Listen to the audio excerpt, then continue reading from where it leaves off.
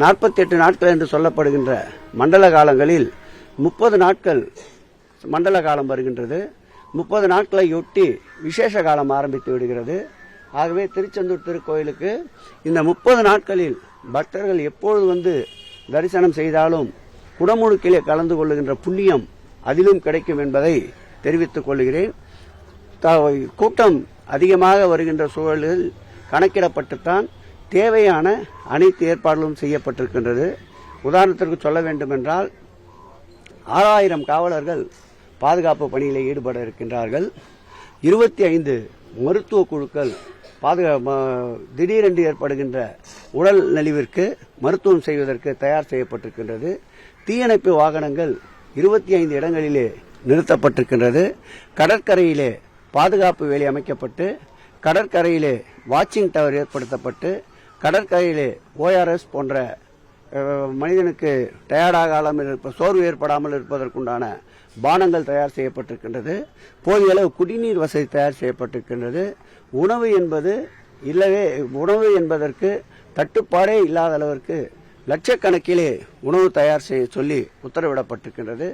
ஆகவே அனைத்து பணிகளையும் திட்டமிட்டிருக்கின்றோம். கூடுதலாக 3 IAS அதிகாரிகளை இன்றையிலிருந்து கூடுதல் பொறுப்பாக மாண்புமிகு முதல்வர் அவர்கள் உத்தரவின் பேரில் மாண்புமிகு தமிழக தலைமைச் செயலாளர் அவர்கள் பிறப்பித்திருக்கின்றார்கள். திருச்சியினுடைய கலெக்டர் போன்ற 3 IAS அதிகாரிகளை கூடுதல் பொறுப்பிற்கு நியமித்திருக்கின்றார்கள். எங்கள் துறையினுடைய கூடுதல் ஆணையாளர் பழனி அவர்கள் அங்கேயே இருந்து திருப்பணிகளை மேற்கொண்டு வருகின்றார். எங்கள் துறையினுடைய ஆணையாளர் இன்றைக்கு செல்லுகிறார். துறையினுடைய அமைச்சர் என்ற வகையில் நாளை காலை நான் அங்கே திருப்பணிகளுடைய பணிகளுக்காக செல்லுகிறேன். தொடர்ந்து இந்த பணிகளை அந்த மாவட்டத்துடைய ஆட்சியாளர் பகவத் அவர்கள் தொடர்ந்து கண்காணித்து வருகின்றார். அந்த மாவட்டத்துடைய கண்காணிப்பாளர் 24/7 இதே பணியில் தன்னை ஈடுபடுத்திக் கொண்டிருக்கின்றார்.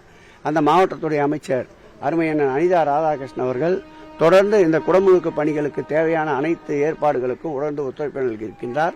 அந்த தொகுதியின் நாடாளுமன்ற உறுப்பினர் நேற்றைக்கு கூட மழைநீர் கழிவுநீர் செல்லுகின்ற அந்த கால்வாய்களுடைய பணிகளை நேரடியாக சென்று ஆய்வு செய்திருக்கின்றார்.